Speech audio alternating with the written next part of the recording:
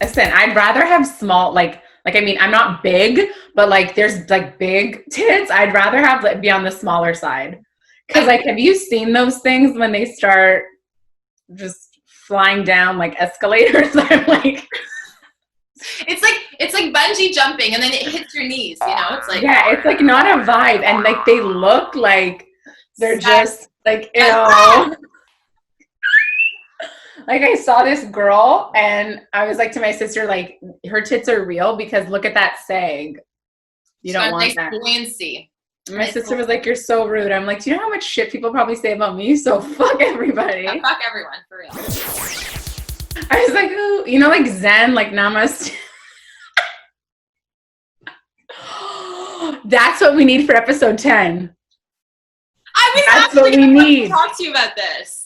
I don't know if my drug dealer is working, but we're gonna make it work. Welcome back, everyone. Today we have a very special episode. Oh yeah. We're just gonna leave like little hints here and there for episode 10. We hope that you have subscribed, you little stingy motherfuckers, because episode 10 is bomb as fuck. But today, you need a YouTube account to subscribe, though, right? Make a YouTube account. Like, exactly. You're still lurking, we know. Might as well get notifications. You know what I mean? You're Blocked with Eden Middleman and Simona Catalano.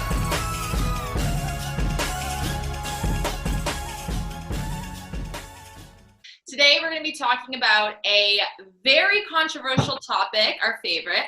A little friends with benefits, a little benefits with the friends, a little pee-pee. Wait, no. A little birds with the bees. Yeah, not that. Not a little pee-pee.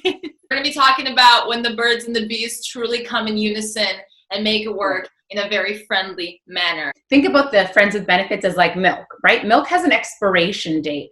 And essentially, so does friends with benefits. If you think about it, right? You've got like a good sweet spot, maybe a couple of months, but you need to know that once you pass that expiration date, what happens to milk? It rots. Expires, honey. It gets gross. It smells. It's not a fun situation. You might throw up if you drink it. And essentially the same thing happens if you've reached the expiration date with friends with benefits. You need to get it before it goes bad, babies, okay? Yes. Get it before it goes bad.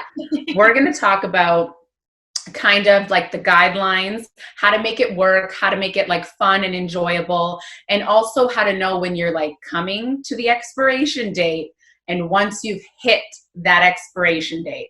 And then kind of like what happens after, right? So we're gonna go through everything. We're gonna take it from 0 to 100 real quick. Real fucking quick. Okay, so basically for friends with benefits, the way it works is you have your commandments. This is what I call them, the little commandments. Okay. The little rules. We've all got them. We all need to adhere to them for the friends with benefits relationship to work. So if you are interested in that, if you've had experience and you're like, it's never worked for me, chances are you probably have not followed the commandments the way you should. First and foremost, it's really important that you guys both know what the fuck is going on and you're on the same page.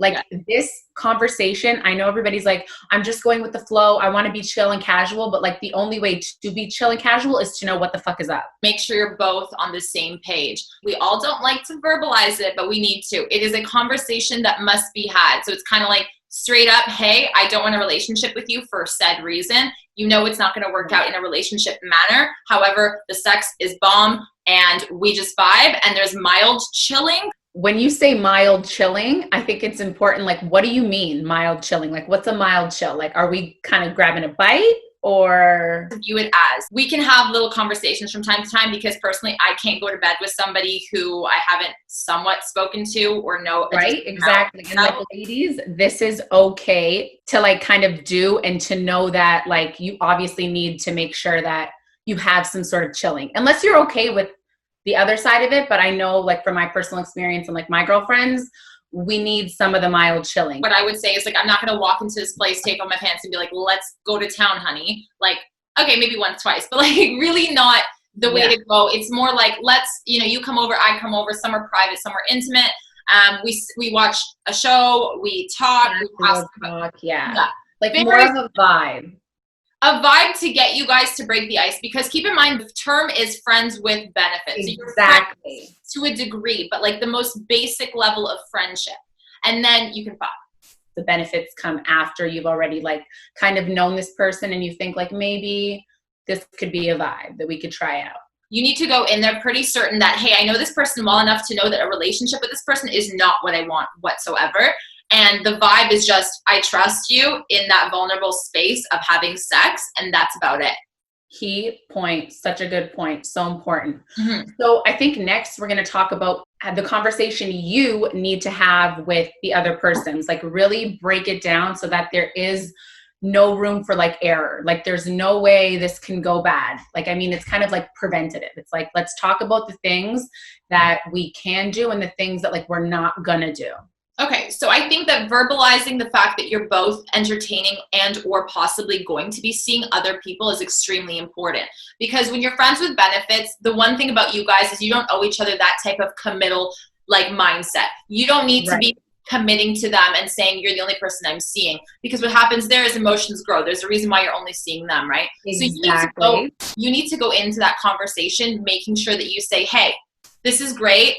Appreciate you, not interested in a relationship for said reason, if you can explain, and I will possibly be seeing other people, and I want you to know point blank right now.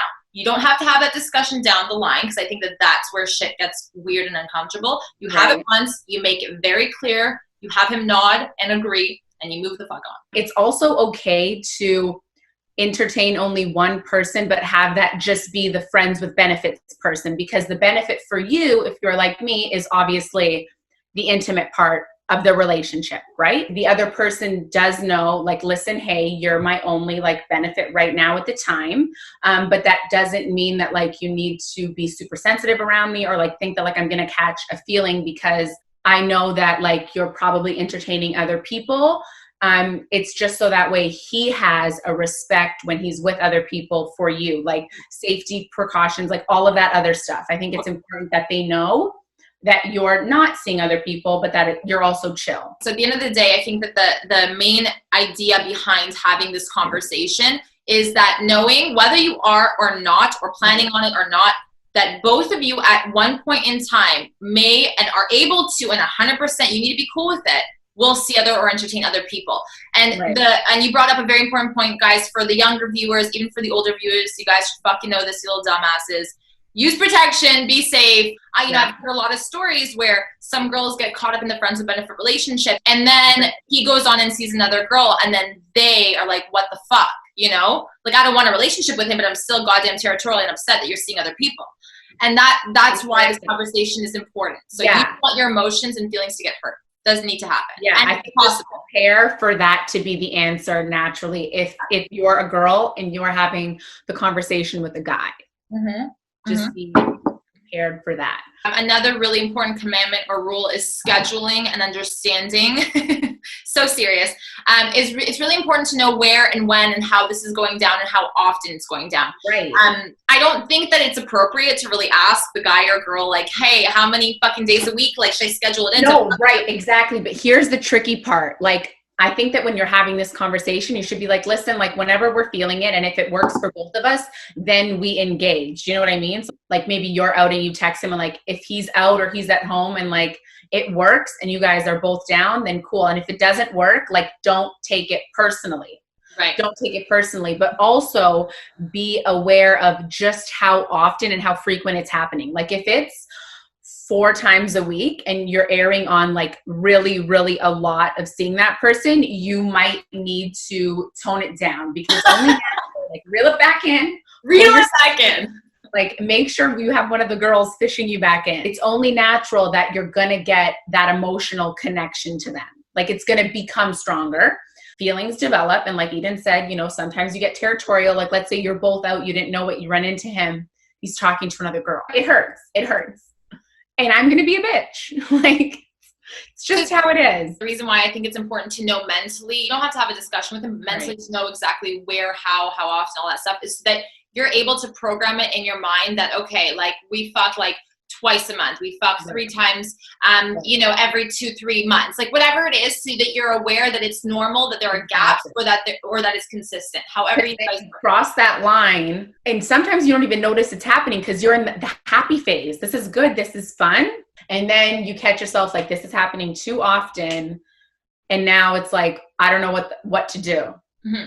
Guys, moral of the fucking story, less is more.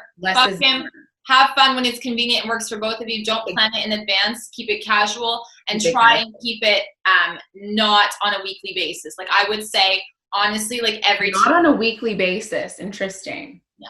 Nope. I mean, listen, I've heard and I think you have to be at an age where you've been there, done that, and you kind of are just in that phase where you want a long-term relationship. I feel like once a week is good. I've done the once a week thing. So I know have your night, it's like it's gonna happen, and and that'll speed up your expiration date, ladies. It'll speed it up. Yes. And you want to prolong it. Live it the fuck up. Exactly. Enjoy. The less you see him, that expiration date gets pushed back. So just think of it as every time you see him, you're adding a new preservative to the milk, okay? Oh,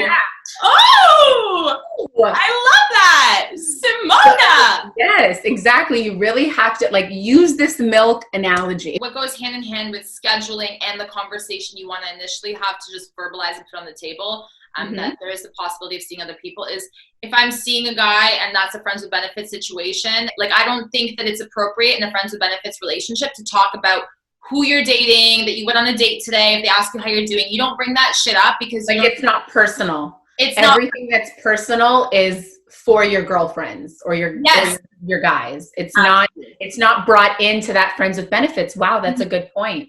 That kind of goes into knowing why you're not committing to him. You need to know why you're going into a friends with benefits relationship and constantly remind yourself of this when you're hooking up. This is also helpful if you feel like you're catching feelings, or you could maybe I like this person now, what's going on. Reassess, draw it back, get back to the beginning. Just to touch on what Eden said, you don't want to bring the personal stuff in because it's just it's gonna get under your skin, we're territorial. Think of it, milk analogy, regular 2% milk.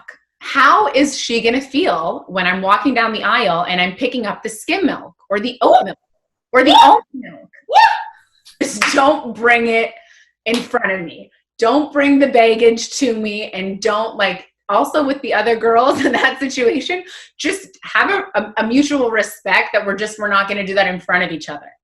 Because it's a respect thing, not so much I like you and you're being you're flirting with someone in front of me, you're mine. It's not that. It's a respect thing. This is kind of a side note, but so beneficial for everybody that is watching or that is in a friends with benefits relationship. Here is, I think, the biggest tactic that, you loser players do, because it's not a very good tactic. Losers. You say losers because I just... Losers. Fucking losers.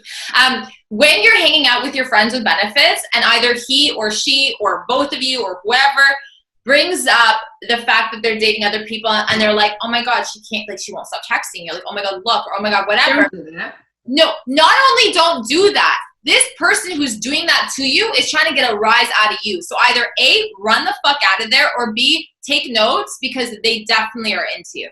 Oh. Facts. Yeah. Oh. Scientific. Oh, I'm the running type. So if you're like me too. Just run. Okay, so this is when and how you know you're reaching the expiration date. It's coming and you have stopped coming. That is when you know. Oh. Oh. Don't fake it. Don't fake it because you're scared of hurting their feelings. No, the expiration date is coming and they need to know. They need to know. Maybe you're not super excited to see them anymore. It's kind of feeling like maybe it's a chore. Yes. Yeah. You're losing your flavor with it, maybe, it's becoming stale. Someone is getting lovey, getting a little too romantic. Yeah. Maybe I just want to cuddle.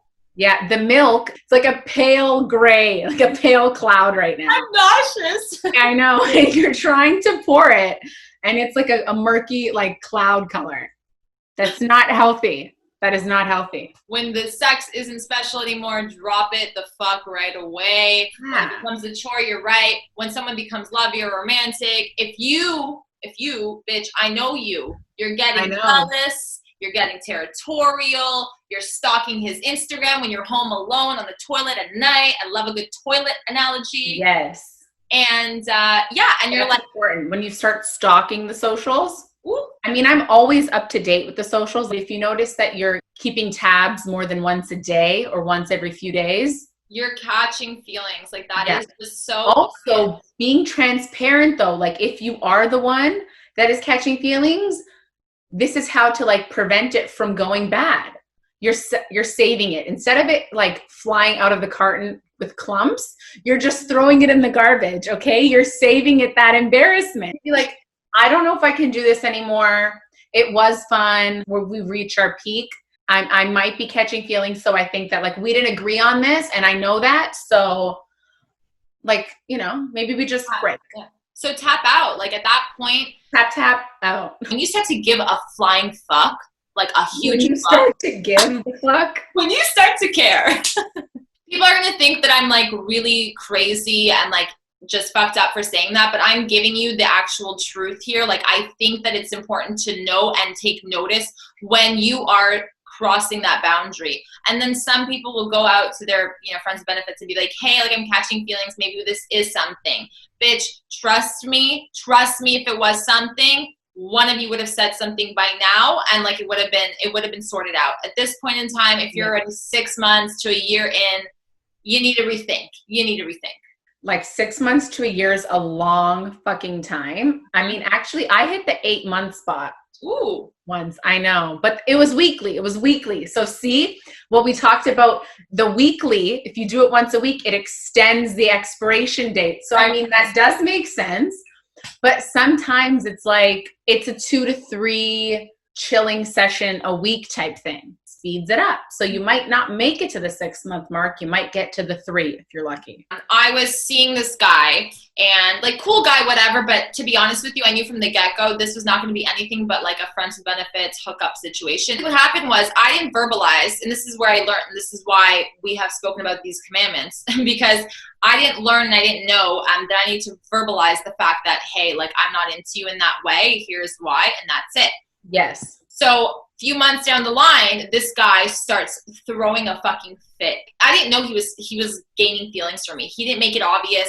There was nothing else to it. It was like so like cut and dry. It was like black and white. Like there was no gray. And I thought he was so black and white, but this guy clearly didn't, and started to gain feelings for me. Didn't tell me, and then blindsided me. So I think if you're mature adults, like both of you need to at one point fill each other in. Speaking to your point of being vocal, like a lot of people think that like friends with benefits is like chill, go with the flow, not vocal. You always need to vocalize where you're at and how you're feeling, because you need that level of transparency so the other person knows. Like nobody's a mind reader. Like I don't know what's going on with you. I don't know where you're at. If something changed, like how am I supposed to know if you don't vocalize it? Right. If you follow this list that we've given you, we kind of help you, and it's like preventative, like measures to take to prevent the complicatedness. Because the point of friends with benefits is purely to enjoy. Like it's a little selfish. You both want to do it. You're both in it together to do the same goddamn thing, to get the same thing out of it.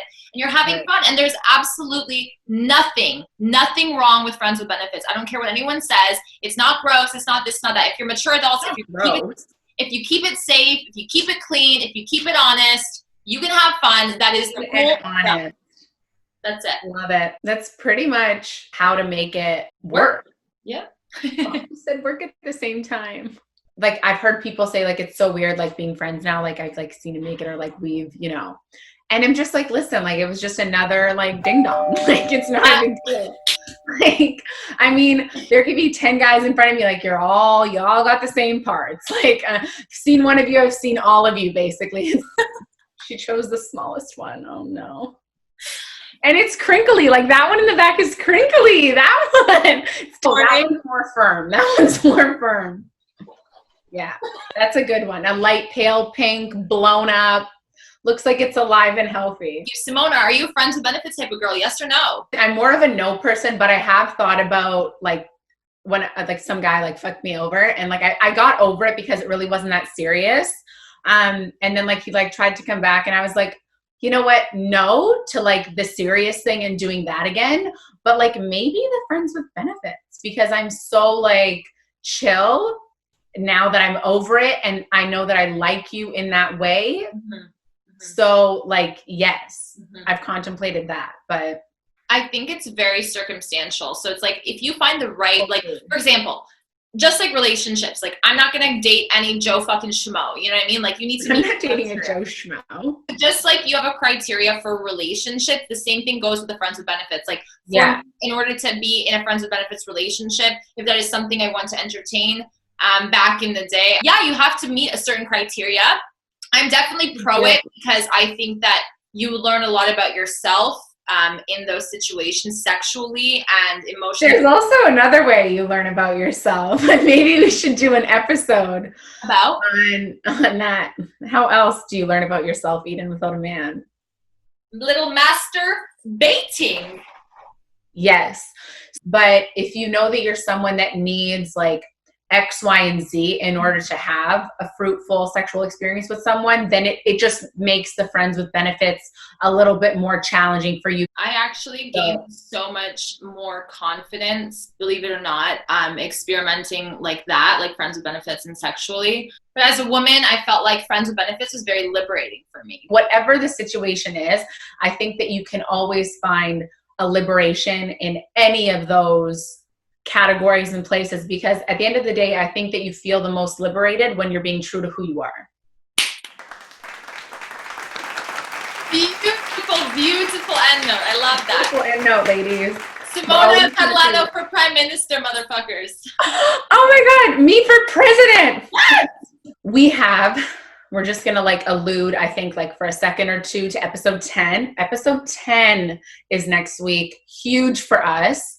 And I think that we're going to do something very special. It's going to be a different setup, and it's going to be a different vibe. The vibe is going to be way better. Guys, I'm so excited that we have made it this far, and I know that we have so much more to go, and I'm so excited. Everybody on the urblocked little team, love you guys. The support. Especially us and our intern, Joya. I feel like Sarah works. Like Sarah.